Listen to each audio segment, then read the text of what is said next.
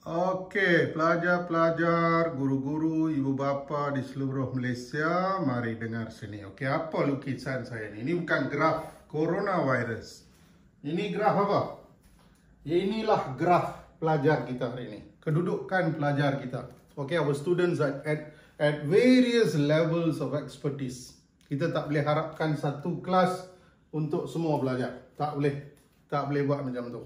Okey, satu kelas, katakan saya buka satu kelas Zoom, semua pelajar duduk sini dan belajar, susah. Bagus kalau macam tu, kalau boleh buat bagus. Ada mata pelajaran yang saya tahu guru-guru boleh buat, tapi untuk BN, keadaan saya nampak, pengalaman saya lah, lebih 20 tahun saya mengajar ini, pelajar kita macam ni. Satu kelas yang sama pun, kelas nombor 1 pun dia kedudukan dia macam ni. Ada pelajar yang A+, tak pergi tuition pun tak apa, sudah boleh dapat A. Ada pelajar totally out. Totally out, kemungkinan besar gagal SPM, kemungkinan besar gagal PT3 atau UPSR jika peperiksaan diadakan. Kedudukan mereka begitu rendah. Tapi kita guru yang sama. Kita nak ajar, kita nak target semua pelajar ni. Ada yang boleh dapat B, ada yang boleh dapat C lebih kurang. Okey, ada yang boleh lulus. Ada yang boleh lulus, ada yang pasti akan gagal, macam-macam. Jadi senario pelajar ni macam-macam. Ada sangat bagus, ada yang sangat teruk, ada yang in between lah. So what do we do as teachers? What do we do as parents? What do we do as students? Okay, what do we do? Jadi kita kena belajar, kita kena menumpukan perhatian, dan saya tak kisah sebagai cikgu sugus saya di sini, saya ajar teknik sugus. Okey, saya akan ajar teknik sugus. Jadi pelajar yang pandai ni cepat dia dapat. Pelajar yang lemah ni dia kena merangkak sampai ke sini. Pelajar yang C ni cepat juga dia boleh dapat. Yang B lagi cepat dia boleh dapat. Dalam beberapa minggu, bulan dia akan faham penggunaan teknik-teknik saya dan dia akan mula belajar dengan lebih baik. Jadi realiti ini realiti pelajar kita. Realiti pelajar kita ialah dia tahap dia macam-macam. Jadi seorang guru mesti sedar akan keadaan ini dan mengajar berdasarkan realiti ini, berdasarkan fakta ini. Okey? Jadi banyak guru yang mencabar juga kehidupan dia kerana student memang tak sama dia punya standard. Jadi kalau saya buat kelas Zoom pun, kelas Zoom atau Google Meet atau apa jua kelas jika saya buat sekalipun, saya akan buat untuk kumpulan-kumpulan ni secara berasingan. Zoom hari ini katakan saya buat untuk A+. Pelajar bagus dia join. Kita cakap very high level. Okey, pelajar yang pandai saja boleh faham. Saya tidaklah nak mengutuk pelajar yang lemah-lemah ni. Dia ada masalah yang serius. BM satu perkara yang cukup serius. Dia kena baiki diri dia. Jadi kita kena cari jalan yang betul. Tak guna saya jual bahan tingkatan 5 untuk A+ dan kredit. Jadi tak guna pelajar, walaupun bahan ni lebih mahal, saya tak suka push bahan ini. Dia patut belajar beli bahan yang sesuai untuk diri dia sendiri. Itu sangat penting. Okey? Jadi ini realiti, mari kita berdasarkan realiti ini kita belajar. Saya bagi satu contoh macam mana kedudukan pelajar kita ini. Okey? Teknik sugus semua pelajar boleh belajar. Tapi bagi setengah pelajar dia akan ambil masa sikit. Jadi tuition saya ni, tuition melalui WhatsApp ini, saya mengajar betul-betul one to one. You pelajar, saya tanya mak bapak dia, pelajar lemah kita bagi lesson yang senang-senang dulu. Sebab antara saya dengan kamu saja. Tuition through WhatsApp ini antara saya dengan kamu. This is really one to one. Okay, what do you write? I read. I know where do you stand. So I give you recommendation how to improve. Okey, kita tengok dalam masa COVID ni adalah bagus saya kongsi dengan kamu. Kamu suka tulis pengenalan macam ni kan? Pengenalan pelajar suka tulis pada era globalisasi ni, tu dia dahsyat. Dia ingat dahsyat lah. Tapi tak hebat mana pun pengenalan ni sudah ketinggalan zaman. Memang sekarang era globalisasi, tapi sekarang betul-betul sekarang era apa? Sekarang era virus. Okey? Era virus. Kerana virus ini, kita mungkin akan ada BC dan AC. Tahu BC? Masa before coronavirus, before corona and after corona. Ataupun dalam bahasa Melayu kita boleh kata sebelum corona dan selepas corona. pada era pasca corona. Corona tulis macam mana? Okey, corona. Pada era pasca corona ataupun ni kena tulis sekali ya. Ini kena tulis sekali ya. Okey, pada era pasca corona ataupun pada era virus ini, pada era virus ini. Jadi kamu kena faham pada hari ini, dalam keadaan hari ini, mungkin perkataan seperti era globalisasi tidak lagi mempunyai tarikan. Memang betul, it's a globalized world, globalization keep on happening, it's true. Tetapi istilah-istilah akan terus berubah berdasarkan zaman. Kerana COVID-19 ni begitu bahaya, begitu berbahaya, wabak yang begitu dahsyat, yang kita masih belum ada penyelesaian. Setakat ini sudah lebih 200,000 orang di seluruh dunia yang meninggal dunia. Jadi ini mungkin akan mengambil banyak masa sebelum kita dapat keluar sehingga kita boleh kenali satu era sebagai after corona. It's going to take some time, okay? It's going to take some time. Okay, saya nak tengok. Jadi pada era globalisasi, boleh guna jika karangan itu berkaitan dengan globalisasi, why not? Tapi kamu boleh guna, saya cadangkan kamu guna pada era virus corona, pada era selepas virus corona, pada era sebelum virus corona, ataupun kamu juga boleh kata dalam dunia tanpa sempadan ini. Itu memang logik lah untuk banyak karangan, dalam dunia tanpa sempadan ini, ataupun pada era digital ini. Sekarang saintis kita buat kerja untuk cari vaksin bagi corona pun gunakan pelbagai peralatan yang digital. Jadi digital akan wujud untuk banyak masa lagi. Jadi boleh guna pada era digital. Okey, satu lagi perkara yang saya nak bincang dalam kelas kita hari ini ialah tentang apa yang saya selalu kenali sebagai WOS. WOS ni ialah ways of saying things. Okay, how do you say some things? How do you say some things properly?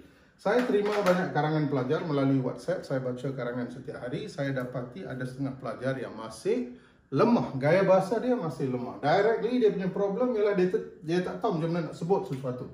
Ada pelajar dia hantar masyarakat harus, dia tulis masyarakat harus, seorang tulis masyarakat harus dengar. Okey, dengar cakap kerajaan. Masyarakat harus dengar cakap kerajaan. Seorang lagi hantar, ini tajuk saya bagi tentang corona lah. Saya bagi ulasan tentang corona, karangan pendek tentang corona dan juga karangan tentang corona. Dia tulis masyarakat harus dengar cakap kerajaan. Okey ya. Very bad, right? Gaya bahasa very bad. Seorang lagi teruk dia tulis masyarakat mesti ikut kata-kata kerajaan. Masyarakat mesti ikut kata-kata kerajaan. Kalau kamu nampak kedua-dua gaya bahasa ini dengan sendirinya menunjukkan kelemahan para pelajar dalam menguasai bahasa Melayu. Dia tidak ada ways of saying things yang bagus.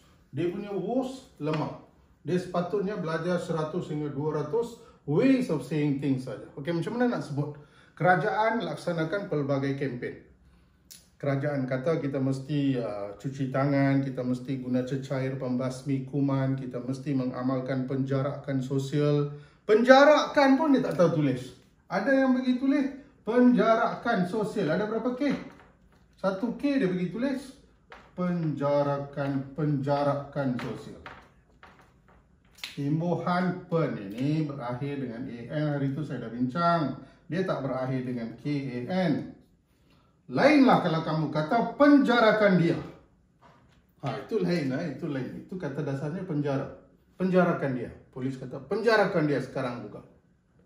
Ataupun hakim kata penjarakan dia sekarang juga. Itu lain lah. Ini penjarakan sosial. Sosial pun ada yang silap eja, dia guna English word. Dalam karangan yang saya periksa, saya dah nampak pelajar silap menggunakan perkataan-perkataan ini. Okey, kembali pada kerajaan, langkah kerajaan. Langkah kerajaan 1, dia perkenalkan perintah kawalan pergerakan. Dalam Perintah Kawalan Pergerakan ni ada macam-macam peraturan dan undang-undang. Siapa langgar undang-undang boleh dihukum. Okey, itu semua kerajaan buat.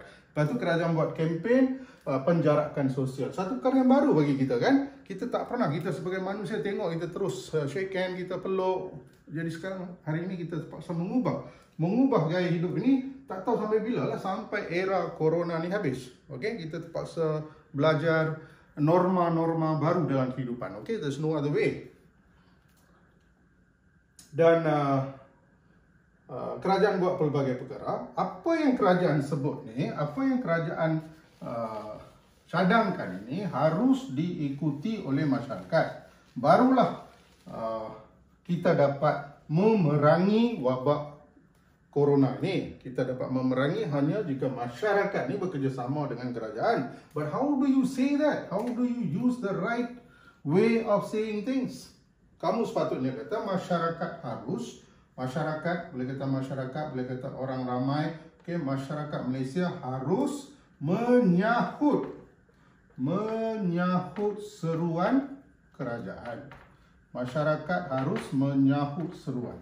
Jadi menyahut seruan ini, saya nak katakan adalah dengar cakap ataupun ikut kata-kata yang terbaik. This is the best way of saying it. There's no better way.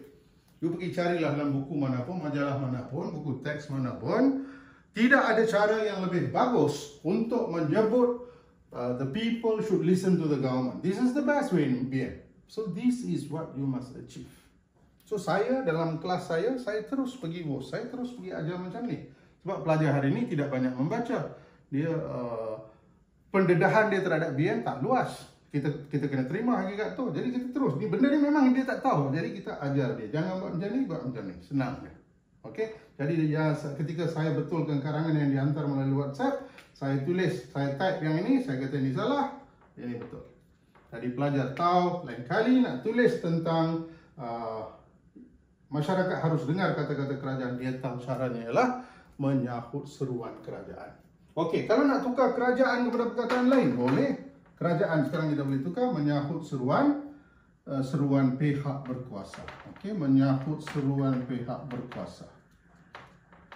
Menyahut seruan Perdana Menteri Tan Sri Muhyiddin Yassin. Memang secara langsung Tan Sri Muhyiddin Yassin, Perdana Menteri Malaysia, terlibat dalam proses memerangi COVID ini. Jadi kamu tahu kan, Perdana Menteri pun selalu bagi nasihat, jangan pergi sana, pergi sini. Okey, duduk di rumah, dia selalu bagikan nasihat itu, seruan itu kepada masyarakat. PM boleh nak kata Datuk, siapa lagi? Who's our hero now? Our hero is Datuk. Kamu boleh kata Datuk Nur Hisham. Okey, Datuk Dr. Nur Hisham. Okey, Datuk Dr. Nur Hisham Abdullah ni adalah Ketua Pengarah Kesihatan Malaysia. Jadi kita boleh kata masyarakat haruslah menyahut seruan Datuk Dr. Nur Hisham. Sangat terkenal sekarang. Semua orang kenal, pengguna-pengguna media sosial seluruh Malaysia, malah seluruh dunia kenal Datuk Dr. Nur Hisham ni. Jadi ini nama tokoh, nama Perdana Menteri semua penting supaya kita menulis karangan yang hidup, yang sesuai dengan masa. Okay, this is masa current. Okay, current.